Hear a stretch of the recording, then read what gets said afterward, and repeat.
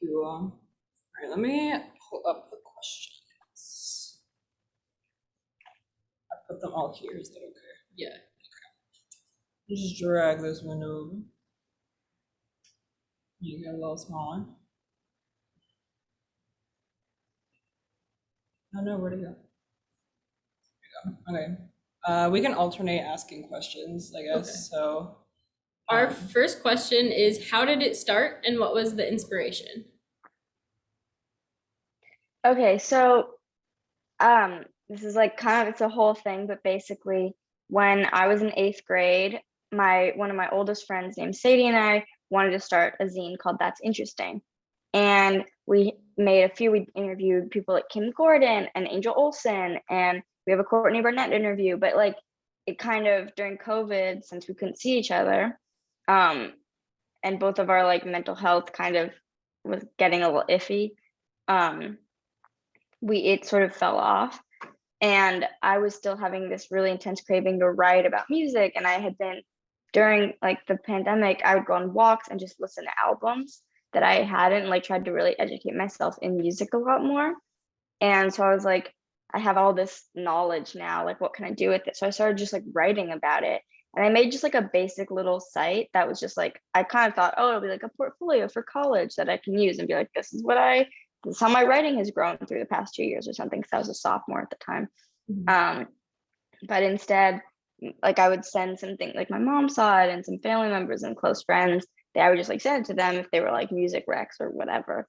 And it kind of turned into they were like, you should make this like a thing. You should like post this publicly and make it like try to build a website because it's really cool and it's fun and it's a different perspective because you're at the time I was 16, like you're like a young girl and you know so much about all different kinds of music. Like, why not make that public knowledge? That's pretty original. So then that happened. And then I was talking to one of my closest friends and they're like, oh, can I contribute in some way? And I was like, yeah, maybe like an advice column would be cool. So I have a friend who does like an anonymous advice column. And then I talked to a lot of my friends who are really talented, like visual artists. And I was like, hey, would you want to upload some of your art and have like a small like gallery page on my site? And it kind of just grew into that. And then I DJ as well. So I have like I like making playlists. So when there's a playlist, I'm like, oh, this could be something that people might like. I post that. And that's like, yeah, it's my website and I write about music mostly. But I also recently have written about like Roe v. Wade and things like that because just things that are like I want to talk about and that if I have people reading it, why not? yeah. So it started with music, but it also kind of expands to different art forms and also a place for you to be vocal about issues that you care about. Yeah, exactly. Awesome. So you mentioned a couple people that you've spoken to, that you interviewed. How do you find people to interview, and what are you looking for when it comes to an interview? Okay, so looking for people to interview. For the website Desperately Seeking Serious specifically, I've gotten to interview um, um, Arrow DeWild of Starcrawler and Stas Lindes. I always get that wrong, but of the Paranoids, and um, and then I have some other interviews of like the Linda Lindas, which I interviewed for the zine, but when they sort of blew up, we interviewed them like a while before anything really happened, and then now they're like huge, and I was like, I'll post this so people will read it, and that'll be cool. And like Heidi Bivens, who is the head of styling on Euphoria, and I use a lot of like the people I know. So Heidi is one of my mom's best friends, and I've known her my whole life. And I was like, hey, can I like it's pretty easy, it's just making those little connections. Or like my mom manages Sad Girl, and the lead of Sad Girl is Misha Lindes, and his sister is Stas. And I was like, hey, like just trying to network. So like even when I go to shows, it's like, oh, like I know you. Can I do this? I just always, whenever I meet people, I kind of just try to give them a quick spiel and like a rundown so that maybe I could like do something. I even work for this thing called It's a School Night, which is by Chris Douridas and KCRW in Los Angeles, and by like Tom Windish, who's a big like tour manager. And like at those shows, they find the next kind of the next big artist, and it's like a lot of artists for shows in LA or for shows in general. So they've had like Lizzo and Dua Lipa and like all these people that then blew up but weren't at the time. It's pretty cool. But now it's like, oh well, if these people are predicted to like be something, I try to like go around and be like, hi, I'm Lana, and can I ask you 5 questions? And a lot of the times, and I mean, they always say like, yeah, of course. So I have a couple interviews just stowed away just to have. Like I just try to do as much as I can as networking. Or when I go to shows and I kind of know people, I can be like, oh, hi, I'm Lana. And I just say like for the zine or for the website. And it kind of just works. And like kind of funny story, I went, my mom manages Karen O, and she had this album Lux Primo with Danger Mouse a few years ago. And there was a big like show for it. And we stayed after. And it was like a nice party. And it was like a bunch of cool people were there. And I talked to what's his name? Hold on. I talked to, why am I forgetting his name? Oh, Britt Daniel of Spoon. And I said, like, I was like, can I ask you 5 questions? And his was probably the best, like, quick interview I've ever gotten because he just gave like 1-word answers and he was really funny. Mhm. And I just loved that interview. But then I also met Mac DeMarco, and I was like, hey, can I ask you 5 questions? But his friends were like, no, you should do a full interview, and like gave me his email, but he was like blackout drunk, and so were all of them. So I got his email and emailed him, but I was like a freshman in high school, never got a response, even though like I talked to him, but he didn't remember me. But that was like actually really funny. But it's just like being like, hi, and like there's definitely some power in being like, I'm a student in high school and I have this. People will be like, oh, like there's definitely power to that. So yeah. And oh, and what do I look, sorry, I'm just like babbling. What do I look for? I like to find a story or something funny. Like I feel like with Britt Daniel, his was so short, but like I asked him like what attracts you to music? And he goes, well, it turns me on. And I was like, okay. Like he was talking like a 14-year-old, but I just thought that was really funny. He was just so straightforward.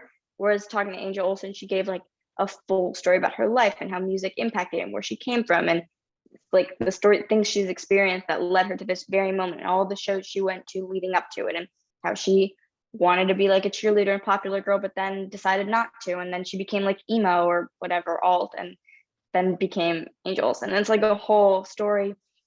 So I think it's just looking for the thing that makes them different and like stand out, and I feel like that's, and different artists all have that. Yeah, definitely. Everyone's gonna tell their story in a different way. You just gotta find the most interesting threads to kind of put out. So our next Yeah. question is what do you believe are the key ingredients to a good interview?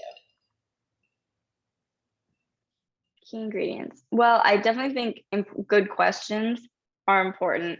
And that's something I still need to work on. Like I always want to, it's like you need to do research as an interviewer. It's like you want to research, you want to find what is something you could ask. But then there's also like, is this too much of a rabbit hole? Is this too weird to ask? And it's like balancing like what's a question that they can not just say like yes or no, like it's like an open-ended question and finding things that aren't already out there. Like, like I don't know, because you could look something up and there's probably so much information, especially if it's someone like Kim Gordon or someone like that. It's like there's so much information about them.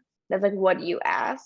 And honestly, I found that asking the simplest questions, like who inspires you, can be so like I always use that one because I think it's not something that you can just like look up. They probably mention it here or there, but like she talked about this whole thing about like Andy Warhol and then went this whole story about how she was actually a visual artist and then was like went to art school for visual art and like really like intense painting and then she was like actually I'm going to learn guitar, never went to school for it and just Sonic Youth and there it is, like she's part of the movement in New York and that's like, and so just like a little question like who inspires you can lead you through such a thing, whereas like but also I think it's important to balance it out with questions that are like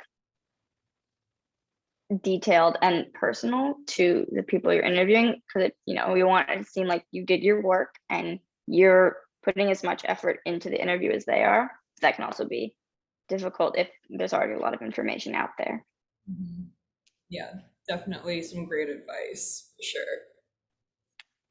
So, how has being in a collaborative space, since you talked about, including your friends with all their different talents, yeah, how has being in that sort of collaborative space helped with your zine's success and growth? How is it? I think being in a collaborative space,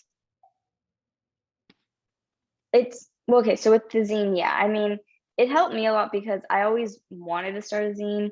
I mean, you can like a bunch of my mom's friends gave me stuff since I was like 12 about it because I was always really into Bikini Kill and Riot Girl and all this like inspirational stuff. But I always was sort of at a loss for how to kind of do it because I'm not visually artistic. I just don't, I think visually, but I'm not like, I can't do that. Like my mind does not work that way. I don't think visually artistically. I think in words and music and noise. Like that's how my brain works. And so then getting to work with Sadie, I've known her since I was in kindergarten, and now so I guess I've known her for like 13 years now, and we were always very close. So someone I trust, and through it, we actually gotten to become a lot closer because we got to be like, okay, what do we like? What do we collaborate on? And like, how can we kind of divvy up the work so it's even? And so it was really teaching me how to be like, you know, budgeting each of our creativities. Like, I don't know how to say that, but like kind of evening it out. So she has always been like probably one of the most like talented visual artists I've ever met because I just remember the first day I met her, she drew a portrait of me in kindergarten and it was like for a 5-year-old, it's really good. Like I remember that I was like, oh, she can draw, like this girl's cool. And she's always been like that. She's always been really good at stuff like that. And so I was like, oh, like this works because she's not a writer. She doesn't like, she's just like, it's whatever. And she's like, I want to do this too. And we went and saw Bikini Kill when we were in 8th grade. And we were like, wait, this would be cool. And she was like, wait, I do this and you do that. And let's do this together. And it just kind of worked because it also made it more enjoyable to like spend time with someone and talk it through. We'd watch like Gilmore Girls or listen to music and just create stuff. And it made it way more fun and less of like a, oh, we have to get this done. We have to do like it took a lot of the pressure off because we're just having fun. Mhm. Absolutely. And that should be important, having fun. So our Yeah, next on question, top of all of it, you're doing, yeah, Yeah, absolutely. sorry. sorry. Our next question is, has being involved with the zine changed your perspective and how you consume music and art? Yes. So I think it has because I think there's always I've been learning a lot. I've actually been thinking about this a lot recently, where I've actually wrote an article about this like 2 weeks ago for Desperately Seeking Serious about the power and the future in self-made things or like handmade things. And I think growing up, it's like, especially living in Los Angeles and in a pretty like privileged place, it's like, oh, you always want to get the nicest quality things. Like, why not if you can? And I mean, as a 12-year-old, you're just like, sure, like, why would I, I don't know. There's like a weird mindset. You're just like, I'll just get a nice magazine. I'll just get this. And I was talking about,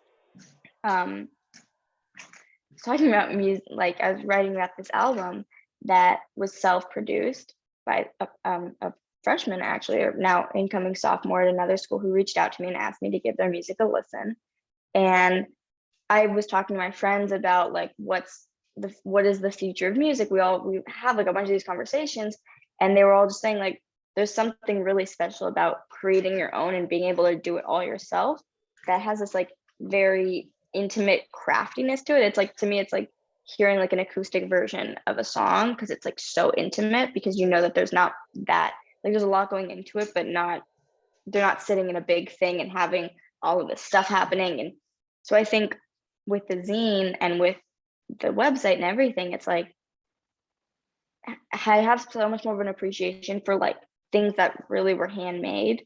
I think you get that as you grow older and like get older, because you're like I feel like a gift that someone makes for me is way more personal than a gift that, but when you're younger, even when I started it, you don't really understand the value that people have in things that are like crafty and like maybe not perfect, because I think, there's so much pressure to have like perfection. And I think like, and I always was like, why would someone buy this? Like these two girls, why wouldn't, like maybe our friends would buy it, but I was just kind of confused. But we get a lot of orders, and it's like, because people value our opinion and our point of view and our perspective, but also the fact that it's like, this is really cool, and this sort of like this kind of art is now coming back, but like it's not like the most common thing, and people value that, and they value something that's been like put together and like it's special, I guess. I think.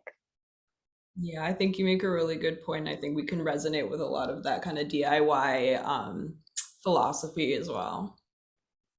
But Yeah. um, putting together your own zine, your own publication obviously has its challenges. So we were wondering what have been some teaching moments for you since you started this whole project, and did you learn anything about yourself or the process of maintaining this platform that you have? Yeah, I think it's constant. I'm constantly in limbo. I think I'm constantly learning about everything. Um, and I mean, I think I'm constantly making mistakes. I'm constantly learning from them. With the zine specifically, I was a lot younger when I started it with Sadie, and I think it was like, okay, we had to sort of figure out what we wanted our version of the zine to be, because we didn't want it to be black and white. We wanted it to be decently high quality. We went out and like bought paper, and from that we had to do we had to learn. I mean, we were like 14, 13, 14. We had to learn about budgeting and like, okay, how much should we actually price these so that we actually make a profit, and that we can afford ink that is actually good, that won't bleed through the paper that we're using, and we have to get like better paper. It's just a whole thing. And I think that was like something I remember learning, because that was really annoying. Like you don't want to have to think about money when you're creating, but stuff expensive, and that's a big thing. And with the website, I'm not making anything off of it. Like I'm just doing it for fun. And I think it's learning about, like, because I started doing it and I did it a lot during the pandemic. It started, and so I was really just doing it every weekend because I had time on my hands to do everything. I got to listen to as much music as I wanted. I didn't really have anything else going on. So it was really nice to be able to just write as much as possible. Whereas now it's like, I'm going to be a senior, I'm doing college stuff, I'm working a lot more for a lot of different other projects and things. And it's sort of about managing, like, just because this isn't like just because this I'm working for like Flood Magazine, which is a magazine here, and it's a school night, and those are like things that are actually like moving. I have a boss, I have to do all this stuff. And so I would, it's like in my mind, I always put that more as the priority. And it's still about prioritizing what I created, even though that's not like the biggest thing. But to me, it's like my baby. I started it. And same thing with the zine. It's like we put it off for like 2 years, and now we're like, okay, we actually have to like do this. Like, why not? Why do to push ourselves a little bit to keep it going, even though it's like we have to, because it's satisfying when you do it, but it's hard to get started. And but also at the same time, it's like learning how to take care of yourself. And like this year with writing every week, I started getting burned out because I've been doing it for a year and a half. And I was like, maybe I'm going to start doing it, not just forcing myself to write about something that I might not be super genuine about, and maybe trying to find like really focusing on and spending like more time with an album if I really feel like I need to get more out of it. And writing when I feel like I actually have something to say, instead of I need to keep this schedule up, because at a certain point the writing just isn't to the like quality that I want it to be. Totally. So our next question is, what experiences have you gotten from creating the zine? And we already talked about the challenges. So what is your favorite experience? Favorite experience. I mean, honestly, my favorite like memory overall and like experience was just getting to hang out with Sadie in her room and talk about music and do stuff. She'd be sitting at her desk like making collages, and I'd be writing. Like we have like this thing called Plain Jane, which is supposed to be like the teenage girl's diary, and it's like you're looking at her recent experiences, but it's like kind of a concert review, but also like this character pseudonym we made up like late one night. And it's just kind of fun to, I get to do like some creative writing and she's sitting there like kind of doing whatever, or like throughout the night, how it would just get later and later. We'd be like sitting on the floor, leaning against stuff like pillows or whatever. And just like, I'm still like maybe working on the list, cutting stuff out for her and handing it. And it's just like this constant, like, it's just so relaxing at a certain point because it was so fun. And it was like fun and easy. And, you know, we haven't gotten to do that in a while. And I was like probably honestly my favorite experience. And getting to print them and sell them and like being like, oh my God, like writing all the names and making it cute. I like to put like little happy faces on all the envelopes and like stars and make it personal. Like I'm honestly, just the best part is getting to like have fun with it. Like, and just having a good time making it and not having like too much pressure because you're just having a good time and it's going to be cool because it's fun. The real zine is the friends that we made along the way. Yes, So kind of exactly. looking at everything from, you know, kind of an overall objective perspective, how do you feel that your zine and your website has grown since their conception? I think they've definitely grown and I hope they keep growing because they're not huge and I would like them to be something because I put a lot of time and effort into it and I would like it, like ideally I would like to be able to have like my own media empire and like be someone, like be a boss and like be like I want to create everything and I get to have the time and resources to do so. Like that would be great because I don't want to, again, I don't want to get burned out and I would like to be able to like live my life and do what I want and still be like excited every day to come and create stuff. And I feel like that's what I'm learning is like, you know, yeah, resources are kind of necessary and being able to like take time for yourself is super necessary because like not, you know, going like having to force myself is kind of, it makes it a little hard. And so I'd like to be able to like have a good time constantly because I think that's the best part. And that's the point of being creative is like enjoying it. And that's like the gift we get. And I'm grateful for that. Yeah, I don't know. So like, has it grown? Yeah, like enough. I mean, I've gotten people to read it. I get a lot of good feedback. Sometimes I'll like go through Instagram for Desperately Seeking Serious and I'll see someone I've never met be like, you know, maybe it'll be like something like, oh, someone tagged you in their story. It'll just be like, I thank you to Desperately Seeking Serious for introducing me to this artist because I'd never heard of them and now they're my favorite. Like that happened with Joy Crooks, who now is like blowing up, but like a year ago, I just started listening to her. She's great.